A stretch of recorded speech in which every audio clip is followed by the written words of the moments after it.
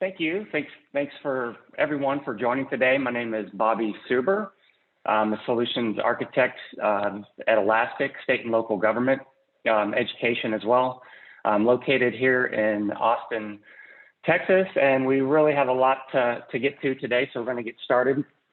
But I just wanted to let you know if you have questions during the presentation or during the demo, please, ask the questions in the chat. We'll do the best to answer as we go. I got a few slides that we're going to walk through here. I got a demo, and if time permitting, we'll leave some time for Q&A at the end. But we're here today to discuss, how to remove the barrier to entry for data-driven insights, and it's really not complicated. For those of you that are new to Elastic or Elastic Cloud, I'm really hoping that you're going to leave this session really blown away with how easy it is to, number one, access the Elastic Cloud, to deploy it, an Elastic cluster on any cloud provider of your choice, whether that's AWS, whether it's Azure, whether it's GCP. On number two, onboarding data with your cloud instance with the single Elastic agent. Very simple process. We'll walk through that.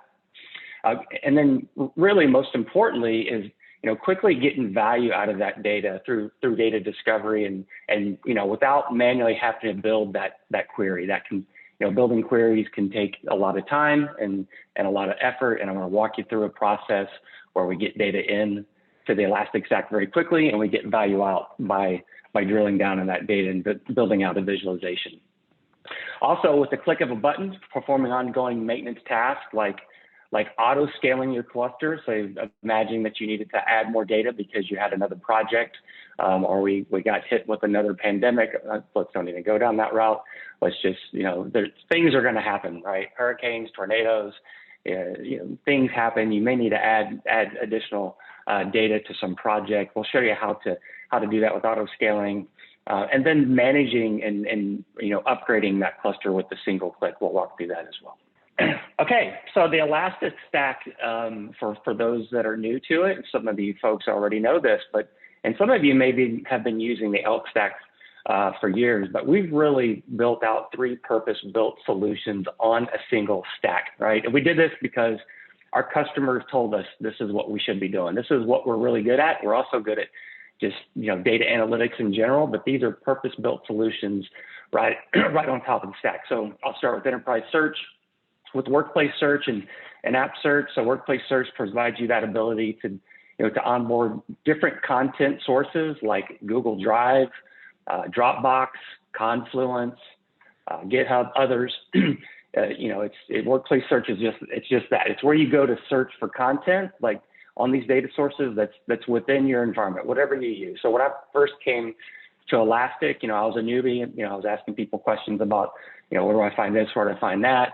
I used workplace search once I got access to it, and I spent a lot of time using that to get the answering the questions that I was asking previously. It's a huge time saver. App search provides you that ability to within the enterprise or on your external web site to provide real relevant search capabilities for either your internal or your external customers. Then you have Elastic Observability. It's going to provide you that ability to pull in log data, metric data, APM trace data, as well as uptime data. So let's just provide an example. You've got like a website. If users log into that website, maybe you're a university. Students are registering at that website. They're attempting to sign up for a class. And then, maybe that website's starting to experience some issues. Well, if you're onboarding metric data, that metric data can tell you that, hey, there's a particular node or a server or a host that's acting different than the others. So they give you some insight into that, and we can learn on that. That log data could tell you if you did have a failure, maybe who was logged in at the time, who was impacted by that. And that trace data could tell you if you had a bug in the code, it could tell you where's the bug at. You can dig down into that rather quickly. And then we have Elastic Security. We're really follow the MITRE ATT&CK framework. We just added another 86 rules in our latest release. I think there are over 540 rules total. The solution includes endpoint security as well. And we know that analysts love when they're doing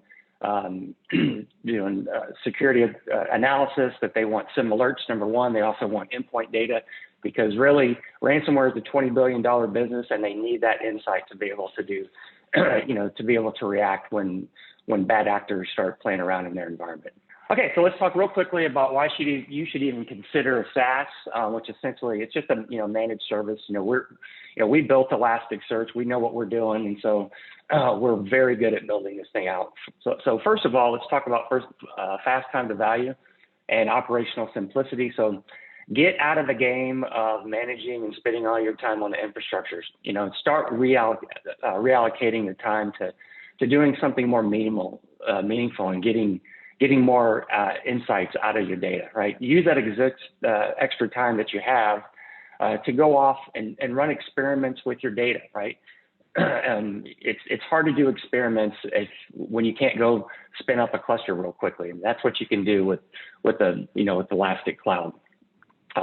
Develop simplicity by tracking, the advantage of a single stack and single store for different, data sources like logs, metrics, and traces, like I talked about earlier. We can ingest anything that's human readable. So if, as long as it's human readable, we can ingest it. We have a bunch of different integrations. We'll talk through that later on. But as long as it's human readable, that data can be valuable, ingested into the stack. I got customers in SLED that use the stack as just a general analytics engine as well. I also have customers that use it like in medical research and even DOTs that use it to build out their data pipeline, for advanced like analytical use cases. So the real we have the packaged solutions like we talked about, but you can do way more than just those three solutions that we talked about. Also become more agile, I should say, and there's going to be an event that you can't control that's going to happen in the near future, right?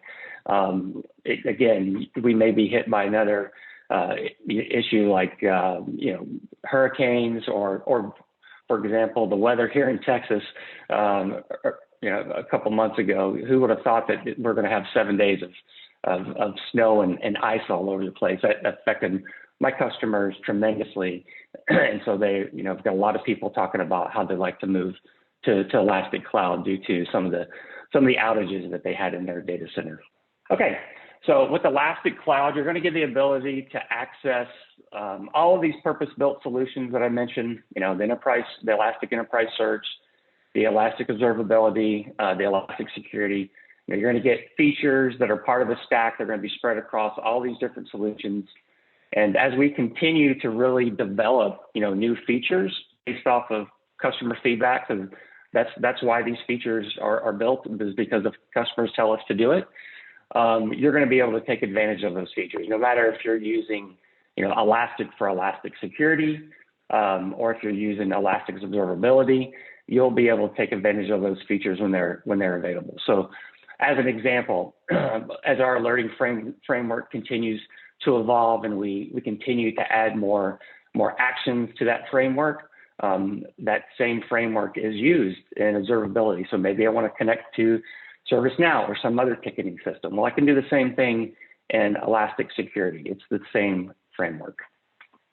Another extremely important feature that actually I don't have listed here is cold snapshots, which was announced not too long ago. So that's huge for us, especially for the security folks out there that want to be able to search long-term, over long-term storage for months and maybe even years. This really reduces your storage footprint by 50% going from warm to cold. And then there's another newly announced feature, which is in what we're calling tech preview now. It's called frozen searchable snapshots. So you have the ability to try that out. Just know don't do it in production, but the capability is there. So start looking into that frozen searchable snapshots feature. It's also been another big, sort of feather in the cap for us for those security and compliance use cases. Okay, so Elastic's the search service on the cloud. It's extremely simple and easy. It's really, again, you get to select where you want to run Elasticsearch. It's not us telling you where to run it or that we only support a specific cloud provider. You get that ability to choose which one you want. So with, you can run it on AWS, Azure, GCP. It's very simple to set up and configure, and we're going to walk through that shortly, but it's your choice, right, for your mission control applications. All right, so you can get it up and running, on Elastic Cloud with the 3 solutions, 3 clicks or so, maybe more, somewhere around there. But within about 3 minutes, right, we'll provision the resources where you're going to run your observability, your security, your enterprise search, whatever other use cases that you may want to run. There's no long term or there's no time waiting, for hardware build outs to occur. Have you ever? I used to work for a hardware vendor, and so I've been involved on that side when customers have ordered hardware to build out. They've had a project, they needed to build out their infrastructure because they're going through a modernization project, like an app modernization project. They need the hardware there. That hardware gets delayed for whatever reason. There's no delays like that. You don't have to wait around for that. The hardware is already there. You just go in there and select the deployment. You don't have to hire anyone either to help stand any of this stuff up, right? If you want to use the stack for a particular use case, you don't need anybody else to help you. You can do it solo. It's as simple as that. And you get instant compliance with the Elastic Cloud and the stack itself. So there's no delays in addressing any sort of compliance or certification issues. We'll talk a little bit more about what compliance you get a little bit deeper with that, but you don't have to worry about any of that. And frankly, you don't have the time to do it. Okay, so this is the cluster, the cluster management. And again, this will be part of the demo, but we give you a visualization here to sort of give you an idea how simple and easy it is to manage the cluster. And, again, the demo, we'll walk through all these steps. So I keep saying this, stop wasting your time configuring and managing the hardware. Leave that up to leave it up to us. We'll do that. But we do provide the ability, if you need to, scale your deployment with these. That's another relatively new feature called Autoscaling. It's another one-click thing. And so we'll walk through that. Change those retention settings. We know that as we go into the future, 2021, if you take a step back and look at 2012 and think about how everyone was talking about the explosion of data. Now with IoT, that whole security perimeter has changed so much. And we know that the data retention requirements are constantly changing. So what you plan for today, 10 years ago would have been something that you'd probably live with for a year. We know how much that changes now, and those requirements change. So we give you the ability to change with your requirements and auto scale when you need to, and change those retention settings when you need to, and take advantage of those cold snapshots and those frozen snapshots when you need to. Okay, so this is the continuous compliance that I talked about. We take a lot of, we put a lot of time and effort into getting these compliance mandates. We take it very seriously. It was a lot of work. So there's very, very, very few organizations out there in the world that could actually go through and have the resources to reach these certifications if they wanted to secure their environment on their own. It doesn't happen. There's maybe a few of them. So you get all of the security and compliance out of the box, and you don't have to worry about any of it. So we also internally, we have a NOC and a SOC team that monitors the environment, constantly. They address security vulnerabilities that could potentially affect customers. They provide clear guidance on, the impact of any issues, the severity of those issues, and they work through any mitigation as well. Okay, so to summarize, actually, the Elastic service is, it's something that we provide on Elastic Cloud for your mission critical deployments. Again, it's those 3 use cases, those 3 custom built use cases, or that are actually on the stack. we provide that you can choose from, or you can choose to build out your own analytics use case if you want to as well. We have the instant, the global infrastructure, the NOC and the SOC team that's monitoring, the stack all the time, 24/7, stuff that you don't have to worry about. You'll get same day access to upgrade. So as soon as we upgrade, this is another great feature with the Elastic Cloud. As soon as we make a version available, it's available in the cloud, and you can take advantage of that, the same day access. And then of course, access to all of our support and training and consulting. It's actually right there in the console itself, and we'll show that here next. So now we're going to walk through the demo here, but before I do that, let's just assume, and I sort of alluded to this earlier, let's assume that you're a statewide agency. In this case, you're providing, unemployment insurance, the benefits and benefits to citizens that, within your particular state, you've been impacted by a disaster. It could have been, again, a hurricane. It could be COVID. It could be thunderstorm. Could be anything, right? But you've been impacted in some form or fashion. And now you work at the state, and now you've got a whole influx of people that are accessing the unemployment benefits website. And so that requires, you're getting more data that's being logged. You're currently logging some amount, but your current solution, it has a limit on what, amount of data that you can put in it, and you can't really put in any more because you don't want to spend any more on that cost. So if you wanted to stand up something very quickly, just as an experiment, you could use Elastic Cloud, to do that. And so we're going to walk through a scenario where we're going to, stand up that cloud and dive into that here right now. So let me stop sharing for a moment and bring up my demo environment.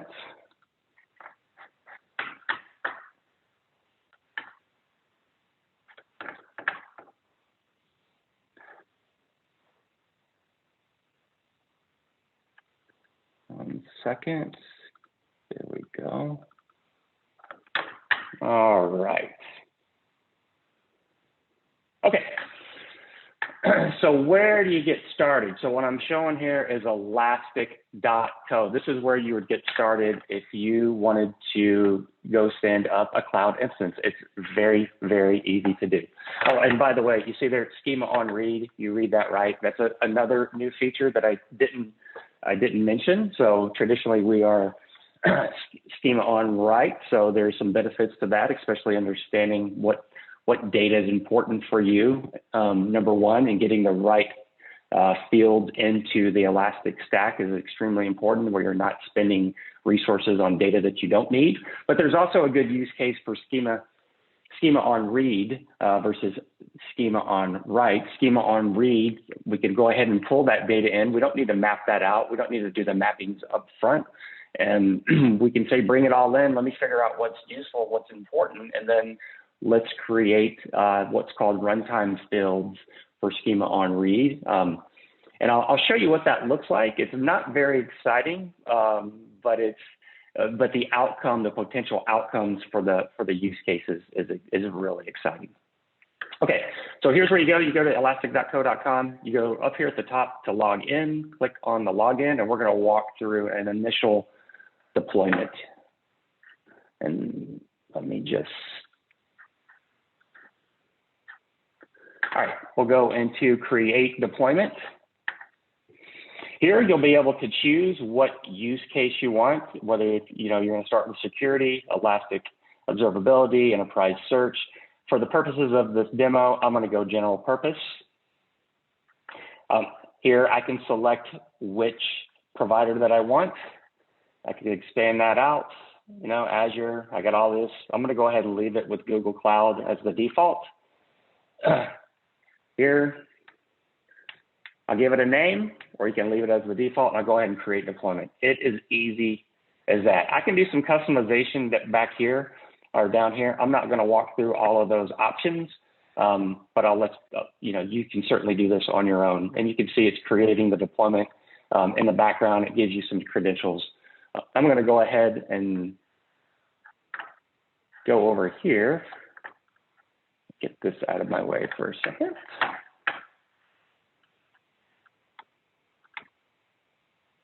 And I'm going to go to my next screen because I don't want to wait for that deployment to finish. So this one has already been deployed, and you can see that in this case, I have a couple different instances here. This is how the instances are configured. If you look at the instance configuration over here, I've got a couple of hot nodes here. I've got Kibana server and an APM server. I'm running versions 7.12. It's not the latest, by the way. We'll do an upgrade later. And I'm ready to get this thing started and see what I can do with it. So it's already deployed. All I got to do is open Kibana, but I've actually already done that. So I'm going to, no, actually I don't have that open, so I'll do it now.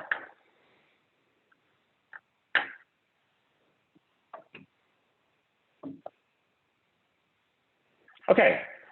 In this case, I created a couple spaces, so you can think spaces if you've got different organizations that's going to access the stack, whether different teams, security, your application team, you can make different spaces. I'm in Austin, I created a Texas space, but I'm going to go on the default space for now. All right.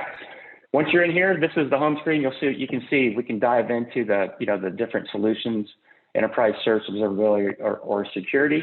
Or I can dig down into Kibana if I wanted to. I've got a bunch of different information on how to ingest the data down here. We're not going to go into that right now. Actually, what I'd want to do here real quickly is go down into, I'm going to start off with Fleet. And so I mentioned previously about how easy it is to get data onboarded into the Elastic Stack. And so Fleet was announced, recently. And so this is our ability to manage the Elastic agents in one central location. So there's a bunch of integrations I talked about previously. If I click on view integrations, you can dive into the different integrations. There's 60 or so here. You can search for whatever technology you may want to look for. There are installed integrations. I have some integrations installed. I also have gone through the process of deploying a couple agents. So I have the Elastic agent running in my home lab. So you can see the SuperLab Elastic node. I've got an Elastic cluster running in my home lab. I've got the agents deployed on those. It was extremely simple process to do that. You simply select add agent, and it's 3 steps. Download the agent to your host. This will take you to the download page. Choose the agent policy. In my case, I just selected the default policy, but if you wanted to create a policy and configure the agent so that it only looks at certain data sources and configurations, you can certainly do that. And so that you could group, as an example, web servers together or different application servers together. You'll have different policies for those. Maybe they're Windows versus Linux. And then you enroll the agent into the Elastic Stack, and it's simple as copying and pasting this command line over to your OS, and then shortly after that, these agents are going to check into to the Elastic Stack. Now, you're going to make sure that you need 404 on your firewall open, otherwise you're not going to get through. But yeah, it's really as simple as that. Close that out. So you can see here I have a couple agents that are sending data. They've checked in. Last activity is 49 seconds ago. I can look at different actions here. I can view the agents and I can assign a new policy. But really what I want to do here is I'm going to look at the data streams. So these are the data streams that the agents are sending in. There's a ton of information here. There's metrics data, there's log data. I'm not going to go through all this. There's different actions. I can click on this. I can view dashboards. There's a bunch of different dashboards that you get populated right out of the box. So again, really fast time to value from deploying the agent to getting the data in to visualizing that data. And we're going to take a peek at one of those dashboards.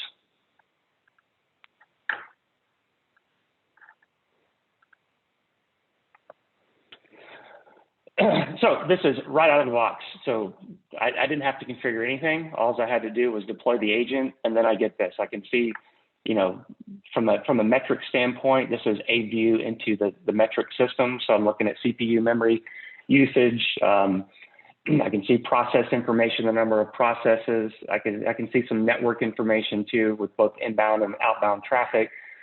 You know, I don't see anything, you know, that's too concerning right now. This is a live environment.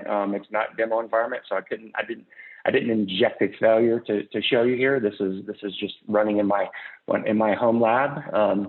Although there is something system load metric system. This is ticking up over here for some time. I don't know what's going on there. Maybe I should look into that. That does look a little bit odd, but I can dig down a lot of information, and I can dig down into the raw data if I wanted to from here. Okay.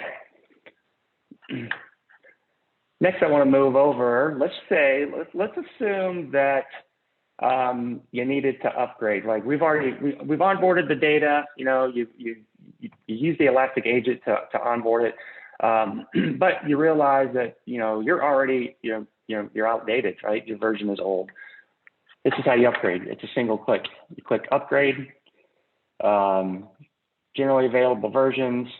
This may cause downtime. Well, I don't have this configured for high availability. That's because it's essentially a demo environment for this purposes. You may want to have high availability within your environment. And that's something that your solutions architect can talk to you about when it comes to your requirement.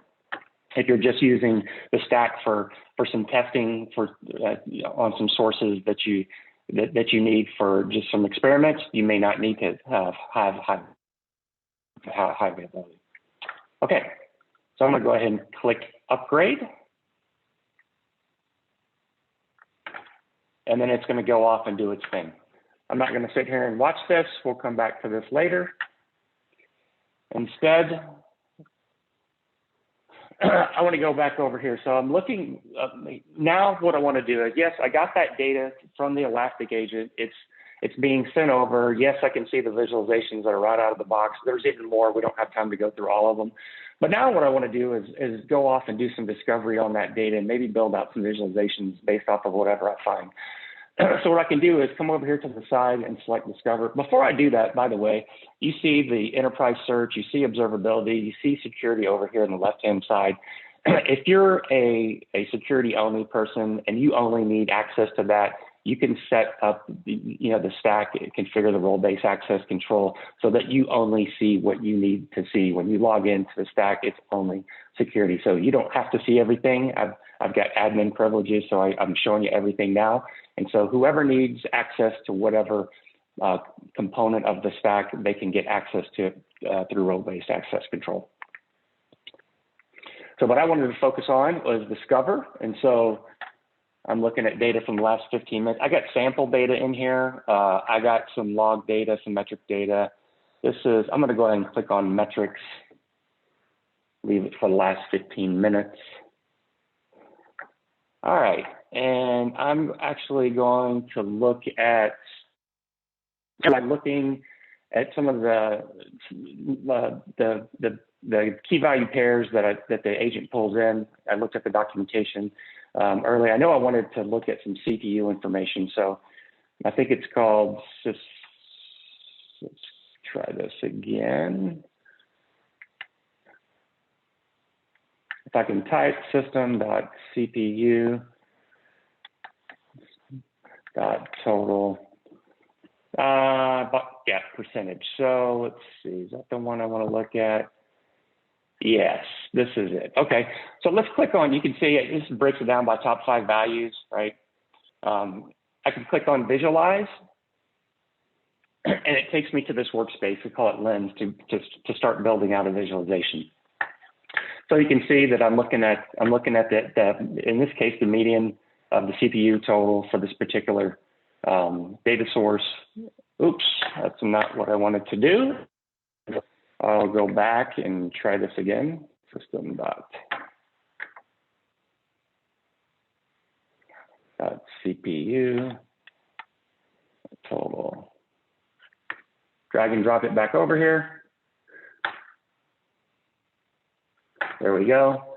I want to break this down by, in this case, I'm going to break it down by the agent. We'll do the agent host name.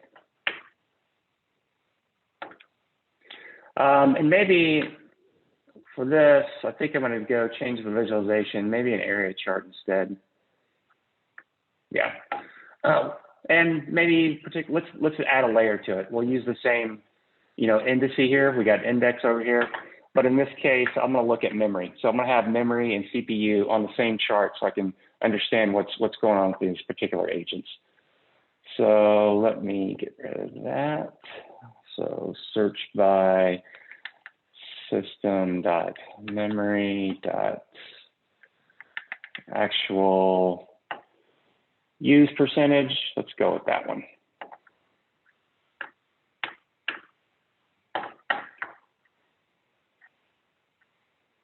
And we'll also look at by timestamp.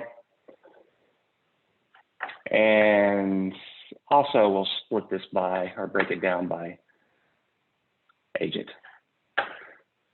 And then maybe on this case, instead of area, for this one, we'll have a line chart. Okay, so now I got one single chart. We call it mixed XY up here. At the bottom, I can see the CPU utilization off of those two agents over time. Don't see anything concerning. At the top, I can see the memory. The memory, that's the average of the memory used over time. Pretty cool. Let's go ahead. Now that I've created this, let's save it.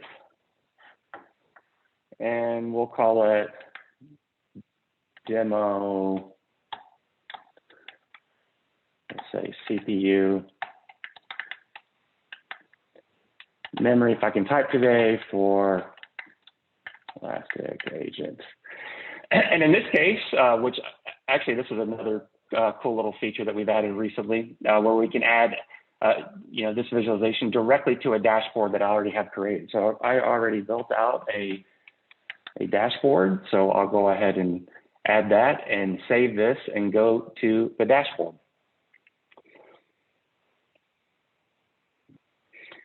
And you can see down here at the bottom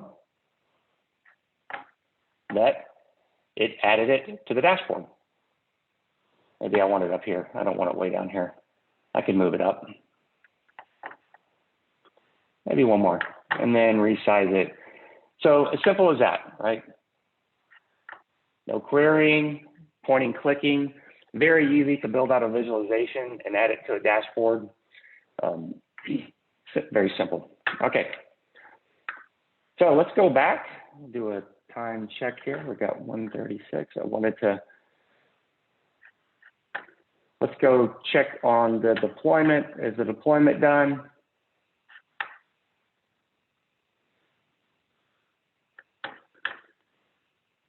Looks like everything is upgraded. Everything's done there. That's awesome.